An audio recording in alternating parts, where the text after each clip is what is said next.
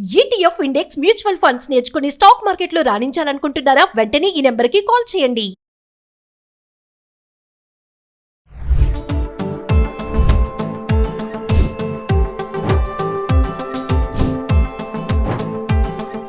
Hi hello నమస్తే, welcome back to Suman TV. ప్రస్తుతం మనతో పాటు ఉన్నారు ఫ్యామిలీ కౌన్సిలర్ రజనీ రామ గారు.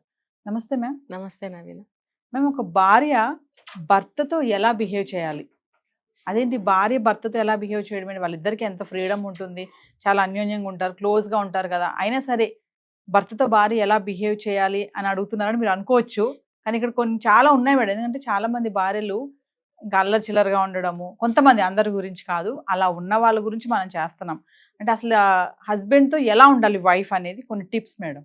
అంటే అల్లరి చిల్లరగా అని కాదు, ఏ కాలంలో పాతకాలం మనకు తెలియదు, వదిలేద్దాం. ప్రస్తుతం వచ్చే సమస్యలు ఇన్ని రకాలు, ఎప్పుడు ఏ రకం వస్తుందో మనకు తెలియదు. అన్ని రకాల సమస్యలు వస్తున్నాయి. ఇంకా అవి ఎటు దారి తీస్తున్నాయి కూడా మనం చూస్తున్నాం. హత్యలకి దారి తీస్తున్నాయి, ఆత్మహత్యలకి దారి తీస్తున్నాయి, ఇంట్లోంచి వెళ్ళిపోయే సందర్భాలు, పిల్లల్ని చంపేసే సందర్భాలు ఎన్నో ఎన్నో వస్తున్నాయి. ఇవన్నీ కూడా భార్యాభర్తల బంధం సరిగ్గా లేకపోవడం అనేది కూడా ప్రధాన కారణంగానే కనిపిస్తుంది. అయితే ఈ భార్యలు ఎలా ఉండాలి అని అంటే, పెళ్లి చేసి పంపిస్తారండి.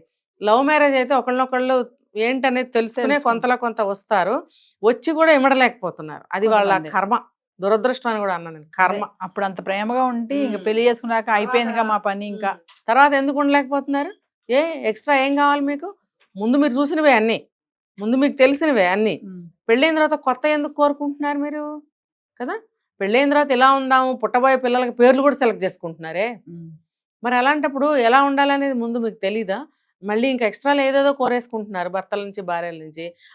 అన్ని ఎక్స్పెక్టేషన్స్ ఉండటం వల్ల కూడా దెబ్బతింటుంది ఆ భార్యాభర్తల బంధం, సంసారం కూడా దెబ్బతింటుంది. పిల్లలు పుడితే ఆ పిల్లలు కూడా సరిగ్గా పెరగలేకపోతున్నారు, పిల్లల మీద కాన్సన్ట్రేషన్ వీళ్ళు చేయలేకపోతున్నారు, ఇన్ని జరిగిపోతున్నాయి. మరి ఇంకా పెద్దవాళ్ళు చూసి చేసిన పెళ్ళిళ్ళు అయితే కూడా వీళ్ళు కూడా దాదాపు ఇలాగే ఉంటున్నారు. తెలియని అబ్బాయిని పెళ్లి చేసుకుంటే కూడా వీళ్ళ ఎక్స్పెక్టేషన్స్ కూడా అంత ఎక్కువగానే ఉంటున్నాయి. నువ్వు అసలు కంప్లీట్గా తెలియని అమ్మాయివి. నేను అదే చెప్తున్నా, డే 1 నుంచి ఆ అమ్మాయి ఇష్టాలు ఏంటో తెలుసుకోండి, అబ్బాయి ఇష్టాలు ఏంటో తెలుసుకోండి.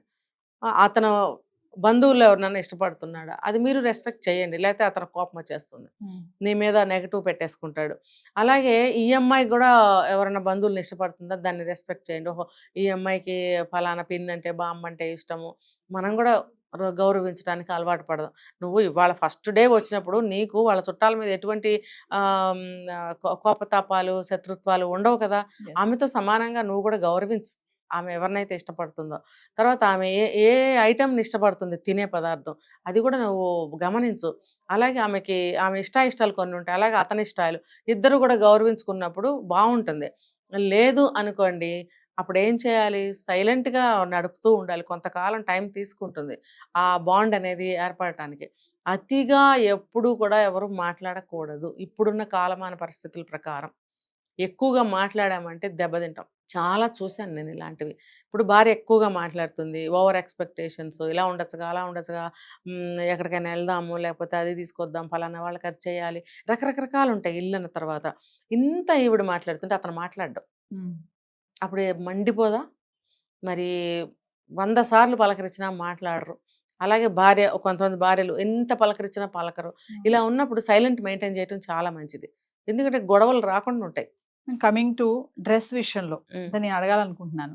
ఇప్పుడు హస్బెండే కదా, హస్బెండ్ ఉన్నప్పుడు ఎలా ఉంటే ఏంటి మనకని కొంతమంది భార్యలు అనుకుంటారు. నా భర్తే కదా, నా భర్త ముందు నేను ఎలా ఉంటే ఏమవుతుంది, ఇలాంటి డ్రెస్ వేసుకుంటే ఏమవుతుంది అనేది. మరి ఇక్కడ కూడా మనం ఏమన్నా కండిషన్స్ అప్లై ఉంటాయా? ఉంటుంది. భార్య భర్తల మధ్యలో కూడా ఈ డ్రెస్సింగ్ విషయంలో అనుకుంటారు కదా కొంచెం భర్తలు, నా భార్య నాకే అందంగా కనిపించాలి, వేరే వాళ్ళకి కాదు. అలా అలా ఒకసారి దాని గురించి. అదే చెప్తున్నా. ఒక అమ్మాయి ఒక భర్త చెప్పాడు నాకు, ఏంటంటే అన్ని తనకు కావాల్సినట్టే ఉంటుంది, నాకు కావాల్సినట్టు ఉండదు. అంటే నాకు కావాల్సినట్టు నేను ఉంటాను, నాకు ఇష్టమైనట్టు నేను ఉంటాను అనే మాట కామన్ అయిపోయింది ఈ రోజులు. కానీ భర్తకి కూడా కొన్ని ఇష్టాలు ఉంటాయని తెలుసుకోరు. భర్తకి నచ్చినట్టుగా మనం ఉంటే కూడా భర్త మనల్ని ఇష్టపడతాడు అనే చిన్న విషయాన్ని గుర్తుపట్టలేకపోతున్నారు. అలాగే భర్తలు కూడా భార్యకి ఇష్టమైనట్టు తను ఉంటే భార్య ఇంకా బాగా ప్రేమిస్తుంది, ఇంకా బాగా నాతో ఉంటుంది అనేది తను అర్థం చేసుకోలేకపోతున్నాడు. అంటే ఇది నేను కొన్ని జరిగిన సంఘటనలు తీసుకొచ్చి ఎందుకు చెప్తున్నానంటే, జరిగినాయి కాబట్టి, ఇవి జరుగుతాయి కాబట్టి అని అనుకోండి. నేను జరిగినవి చెప్తున్నాను కాబట్టి మీరు అనుకోండి ఇది జరుగుతాయి ఇలా అని అనుకున్నట్టయితే బాగుంటాయి లైఫ్స్. ఇవి టిప్సే కదా, నేను చూసినవే చెప్తున్నాను కాబట్టి. అంటే ఆ భర్త కోరుకుంటున్నాడు తనకి ఇష్టమైనట్టుగా, అన్నీ కాకపోవచ్చు కొన్ని. అన్నీ అతనికి ఇష్టమైనట్టే నేను తినాలా, బట్టలు కట్టుకోవాలా, అది కాదు ఇక్కడ. ఇప్పుడు కొన్ని ఉంటాయి, అతనికి ఫలానా కలర్ చీరలో లేకపోతే డ్రెస్లో భార్యను చూడాలనుకుంటాడు. ఆ కలర్ డ్రెస్ నువ్వు కొనుక్కుని వేసుకుంటే తప్పే ఉంది, అతను సంతోషిస్తాడు కదా, నీ మీద ప్రేమ పెరుగుతుంది కదా. రేపో నాకు ఇష్టమైన కలర్ వేసుకుంటాను, నాకు ఇష్టం వచ్చినట్టు తింటాను అని అంటే అది నువ్వు ఒక్కదానివే ఉన్నప్పుడు సాగుతుంది. నిన్నెవరూ ఇష్టపడాల్సిన అవసరం ఉండదు అక్కడ, నువ్వు ఒక్కదానివే ఉంటున్నావు, లేకపోతే నువ్వు ఒక్కడవే ఉంటున్నావు. కానీ ఇద్దరు కలిసి ఉంటున్నప్పుడు నా భార్యకి లేదా నా భర్తకి ఈ డ్రెస్ బాగుంటుందని భార్య కోరుకోవటం భర్త కోరుకోవటంలో తప్ప అసలు లేదు. 100% కరెక్ట్ అది. అన్నీ అవే కొనుక్కోమనట్లేదు కదా, అన్ని అవే పదార్థాలు తినమని అనట్లేదు కదా, ఏవో కొన్ని ఉంటాయి అలాగా. అది మీరు రెస్పెక్ట్ చేయగలగాలి. ఇప్పుడు నిన్న ఒక అమ్మాయిని చూశాను, స్టెప్పులుగా ఇలా ఇలా ఇలా ఇలా కటింగ్లు చేసుకుని జుట్టు. భర్తకి ఎంత మాత్రం ఇష్టం లేదు. నువ్వు ఎవరి కోసం చేసుకున్నావు? ఇద్దరు పిల్లల తల్లి, ఒక 5వ క్లాస్ చదువుతున్నారు, 4వ క్లాస్ చదువుతున్నారు పిల్లలు. మరి అలాంటప్పుడు నువ్వు ఎవరి కోసం కట్ చేసుకుని బయటకు వెళ్తున్నావు ఆ జుట్టుని? ఇక్కడొక స్టెప్పు, ఇక్కడొక స్టెప్పు, ఇక్కడొక స్టెప్పు, ఇక్కడొక స్టెప్పు, వెనకాల ఇంకోటి పెద్ద స్టెప్పు. ఇన్ని స్టెప్పులు జుట్టు అంటే ఈ స్టెప్ కటింగ్ ఇది ఇక్కడే ఉంటుంది, సచ్చినా ఇది వెనక్కి వెళ్ళదు, పిన్ పెట్టాలన్నా వెళ్ళదు, ఇది వెళ్ళదు. అంటే ఇవన్నీ ఇలా ఇలా ఇలా వేసుకుని నువ్వు ఎవరిని అట్రాక్ట్ చేద్దాం అనుకుంటున్నావు, ఎవరికి చూపించాలనుకుంటున్నావు, ఎవరు నిన్ను మెచ్చుకోవాలనుకుంటున్నావు? ఇది ఖచ్చితంగా భర్తకి ఇష్టమే లేదు. మరి నువ్వు ఎవరి కోసం కట్ చేసుకున్నావు? మీ అమ్మ కోసమా, నాన్న కోసమా, బామ్మ కోసమా, మీ పిల్లల కోసమా? పిల్లలు కూడా విచిత్రంగా చూసారు అమ్మాయిని గబుక్కుని, అంటే అప్పుడే కట్ చేసుకుంది. మరి ఎవరు ఇష్టపడ్డారు, ఎవరు మెచ్చుకున్నారు నువ్వు చేసిన పనిని? ఖచ్చితంగా నీకు నెగిటివే వచ్చింది. నెగిటివ్ రావటం నీకు ఇష్టమా? అరే భలే ఉందని అందరూ అంటే నీకు ఇష్టమా? బయట వాళ్ళు అనాలా? నువ్వు పోనీ అందంగా ఉన్నావా ఆ కటింగ్లో? నాకే నచ్చలా. మరి నువ్వు ఎవరికి నచ్చుతావు? చూసినకి ఎవరికి నచ్చదు ఆ స్టెప్పులు. ఏదో ఒక డిజైన్, ఒక స్టైల్ పెట్టుకుంటే బాగుంటుంది. నువ్వు ఇన్ని కటింగ్స్ చేసుకున్నావు ఫేస్ మీద, మరి అది ఏం బాగుంది? ఏం బాగలేదు, ఎవరు మెచ్చుకోరు. భర్తకు అంతకన్నా నచ్చలేదు. నువ్వు భర్తకి ఇష్టం లేని పని చేసావు, నిన్ను ఆ రూపంలో ప్రతిరోజు చూడాలి భర్త. మరి అది భర్తకి ఇష్టమైనట్టుగా ఉండటంలో తప్పే ఉంది? ఒకసారి ఆలోచించండి. అతను బాగుంది అనాలా, చిచ్చి అనాలా చెప్పండి? అది వాళ్ళే తెలుసుకోవాలి. కాబట్టి ఇష్టాయిష్టాలని గౌరవించుకుని ఏది మనం బట్టలు వేసుకున్నా, ఒక జుట్టు కత్తిరించుకున్నా, ఒక బొట్టు పెట్టుకున్నా, ఏం చేసినా సరే ఇంట్లో ఉండే మనుషులు మెచ్చుకోవాలి. ముఖ్యంగా భార్యాభర్తలు అంటారు కాబట్టి వీళ్ళిద్దరి మధ్యలో ఏమీ రాకూడదు కాబట్టి, వీళ్ళిద్దరూ నుండి నూరేళ్ళు కాపురాలు చేయాలి కాబట్టి చెప్పుకుంటున్నాం ఈ మాటలు. భర్తకి ఇష్టమైనట్టుగా ఉండాలి. అలాగే భర్త కూడానండి భార్యకి ఇష్టమైనట్టుగా ఉండాలి. అంటే నువ్వు ఆఫీస్కి వెళ్ళేటప్పుడు అలా వెళ్ళు, మరి చుట్టాల దగ్గరికి వెళ్ళినప్పుడు ఒక పద్ధతి ఉంటుంది, ఇంట్లో ఉన్నప్పుడు ఒక పద్ధతి ఉంటుంది. ఏది ఏమైనా సరే మనం ఫలానా ఫంక్షన్కి వెళ్తున్నామండి, ఈ డ్రెస్ బాగుంటుంది, హుందాగా ఉంటారు, లేకపోతే కలర్ మీకు బాగుంటుంది వేసుకోండి, ఇలా ఏదో సజెషన్ భార్య ఇచ్చినప్పుడు ఖచ్చితంగా పాటించాలి. ఎందుకంటే నీ అందరం నీకు ఎలా తెలుస్తుంది?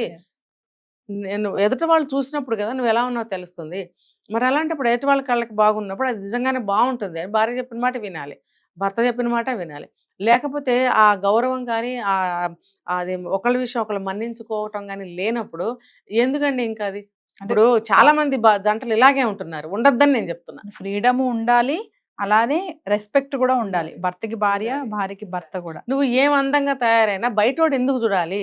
బయటవాడికి చూపిస్తున్నావు అంటే నువ్వు బయటవాడికి నువ్వు ఇష్టపడుతున్నావా? బయటవాడి దగ్గరికి వెళ్ళాలనుకుంటున్నావా? కొంత పాత రోజుల్లో అడిగేవారు, బయటకు వెళ్ళేటప్పుడు పూలు పెట్టుకెళ్తున్నావు, ఎవరి కోసం వెళ్తున్నావే నువ్వు అని అడిగేసేవారు బామ్మలు ఉంటే ఇంట్లో కదా. మరి అలాగే ఊరికే షోకులు చేసుకుంటుంటే కూడా తెగ షోకులు చేసుకుంటున్నావు, ఎవరి దగ్గరికి వెళ్తున్నావు అని అడిగేవారు. అలా మరి అది తప్పే కదా. నువ్వు ఇంట్లో ఉన్నప్పుడు పండగ అప్పుడు రెడీ అయ్యావు అనుకో, ఇంట్లో అందరూ చూస్తారు, లేదా అందరూ కలిసి గుడికి వెళ్తారు, లేదా అందరూ కలిసి ఒక ఫంక్షన్కి వెళ్తారు, అదొక పద్ధతి. కానీ నువ్వు ప్రత్యేకంగా ఒక ఆఫీస్కి వెళ్ళేటప్పుడు అలా తయారై వెళ్తే నువ్వు ఎవరి కోసం వెళ్తున్నావు? నువ్వు ఆఫీస్కి వెళ్ళేటప్పుడు డీసెంట్గా వెళ్ళాలి, చిల్లరగా వెళ్ళకూడదు. ఇన్ని కత్తిరించుకొని జుట్లు పిచ్చి పిచ్చి గుడ్డలు వేసుకొని ఎలా పడితే అలా వెళ్తే నువ్వు ఎందుకు వెళ్తున్నావు? నువ్వు బయట వాళ్ళకి నచ్చుతుంది, లేదు నేను చాలా అప్డేట్గా ఉన్నాను, చాలా ఫ్యాషనబుల్గా ఉన్నాను, మా ఆయనకి టేస్ట్ తెలీదు అందుకని అతనికి నేను నచ్చను అనుకుంటూ ఇలా వెళ్తున్నాను. కానీ అతనికి ఇష్టమైనట్టుగా నువ్వు ఉండు. అతను ఎందుకు నవ్వడు, ఎందుకు సంతోషించడు, ఎందుకు నిన్ను ఎంకరేజ్ చేయడు చూసుకో ఒకసారి. ఇంకోటి మాట్లాడట్లేదు అంటే కాదు, మాట్లాడకుండా నువ్వు కూడా మెయింటైన్ చెయ్యి. ఆ డీసెన్సీ నువ్వు మెయింటైన్ చేసినప్పుడే అన్నీ వర్కౌట్ అవుతాయి. Thank you.